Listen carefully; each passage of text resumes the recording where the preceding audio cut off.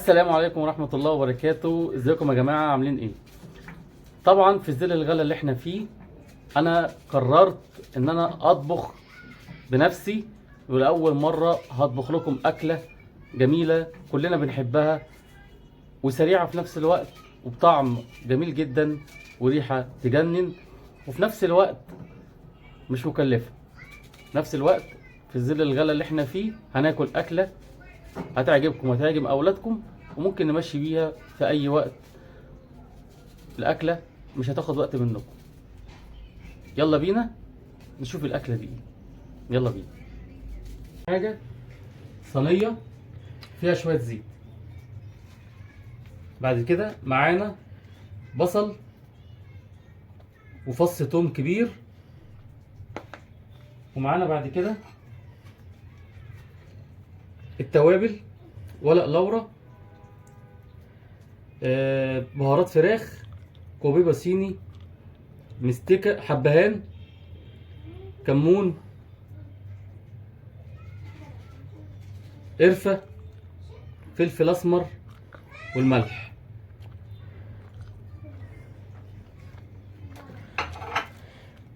ومعانا البطاطس متقطعه بالشكل ده،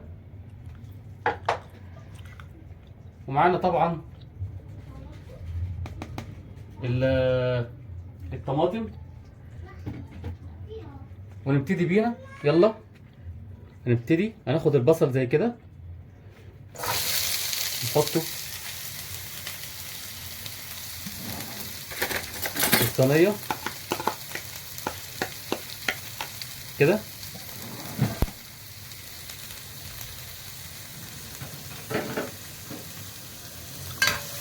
هنقلب.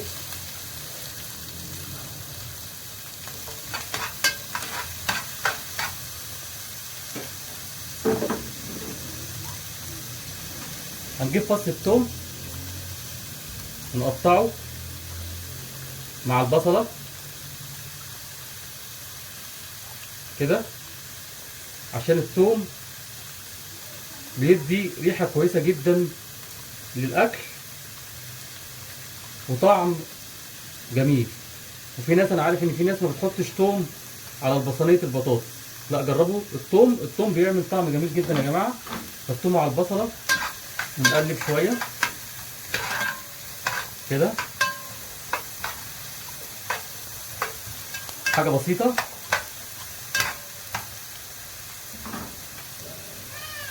وهنبتدي نحط البهارات بتاعتنا اللي قلنا عليها،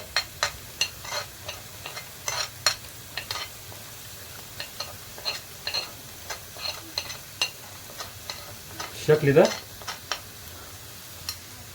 ما عدا الملح. هنحط كل البهارات ما عدا الملح في الاخر.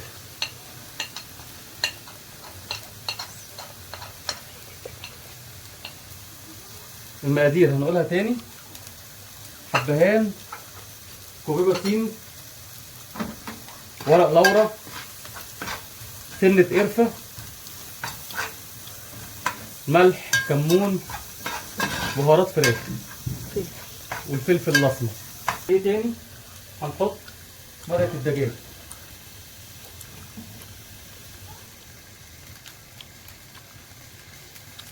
مرقة دجاج كده، وهننزل بالبطاطس نديها تقليبه كده مع البهارات دي كلها بالشكل ده كده. نخلي البطاطس تشرب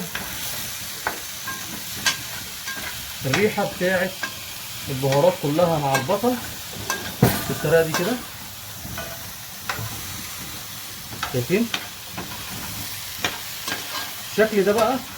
لما البطاطس بننزلها مع البصله والبهارات بتاعتها بتشرب كل الريحه اللي طالعه.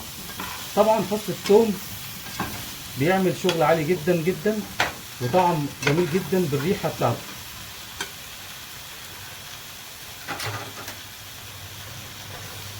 شايفين يا جماعه؟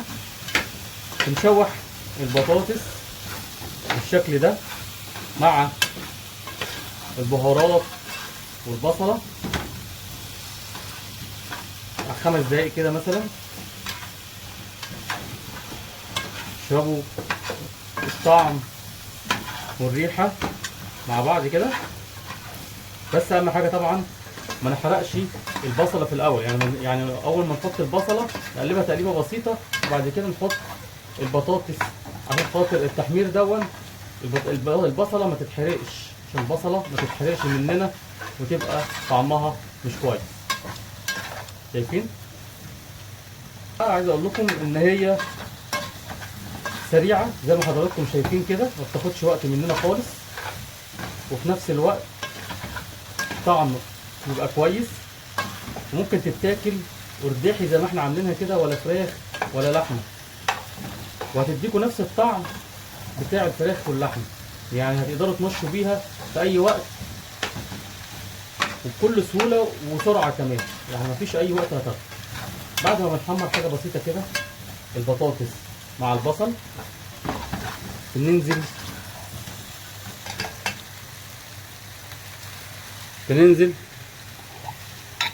معلقتين صلصه،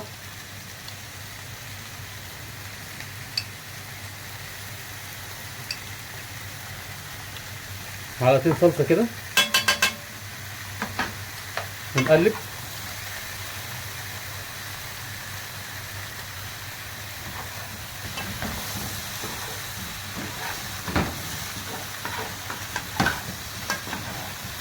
نقلب البطاطس مع الصلصه.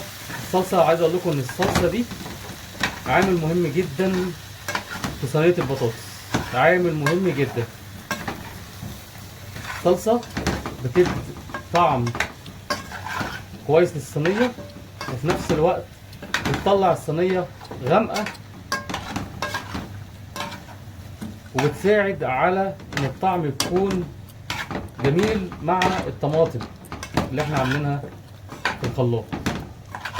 هنشوح كده شويه زي ما حضراتكم شايفين الشكل، شايفين شكل البطاطس عامل ازاي؟ شايفين؟ بصوا، مش هقول لكم بقى ان البهارات اللي احنا حطيناها دي عامله ريحه جميله جدا. وزي ما قلت لكم قبل كده برضو فص الثوم عامل مهم جدا، اوعى ننساه. وعايز اقول لكم كمان ان الثوم حطوه على كل اكل بتعملوه، اي اكله بتعملوها حطوا عليها ثوم. الثوم ده بيخلي الطعم جنان. بننزل بالصلصه كده بالشكل ده، وبنزود ميه، نزود ميه على الصينيه كده، ونعلي النار ونقلب.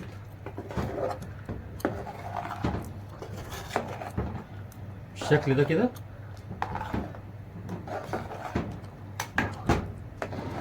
ما خدتش وقت يا جماعه، الصينيه ما خدتش وقت. هنضيف بقى الملح، هنضيف الملح بتاعنا،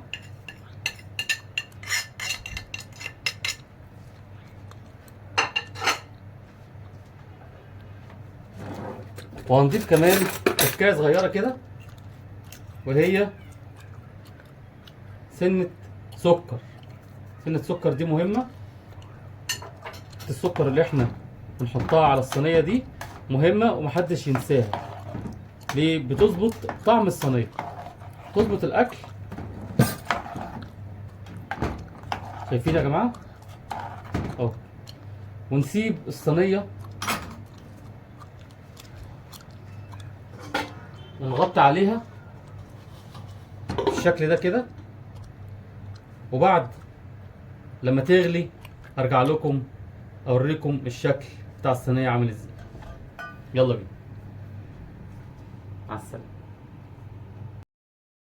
ورجعنا لكم تاني يا جماعه بعد ما الصينيه غليت بالشكل ده. شايفين؟ شايفين عامله ازاي؟ شايفين الشكل بتاعها؟ شايفين الصلصه؟ شايفين الصلصه بتعمل اللون ده، بدل ما بتكون البطاطس فاتحه بالطماطم بس، لكن الصلصه بتغمق الصينيه وبتخلي شكلها كده، وطبعا بتدي طعم طبعا كويس مع الطماطم العاديه. اهي حط شويه ميه كمان يا جماعه كده،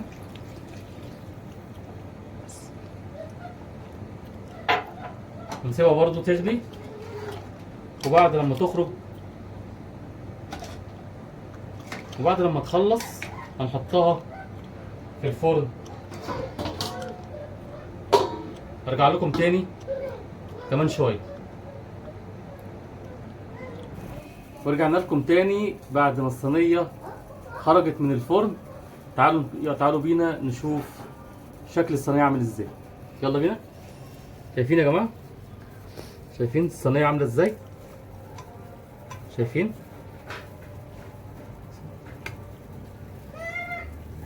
دخلت الفرن واستوت، وده الشكل الاخير بتاعها اهو.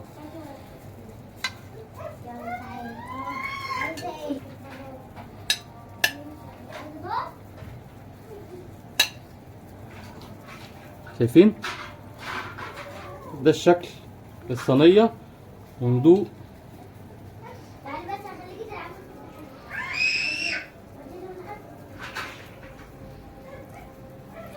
تحفه والله، جميله. جربوها وقولوا لي رايكم في التعليقات، واي حد عنده استفسار يا ريت يقول لي في التعليقات وانا هرد عليه.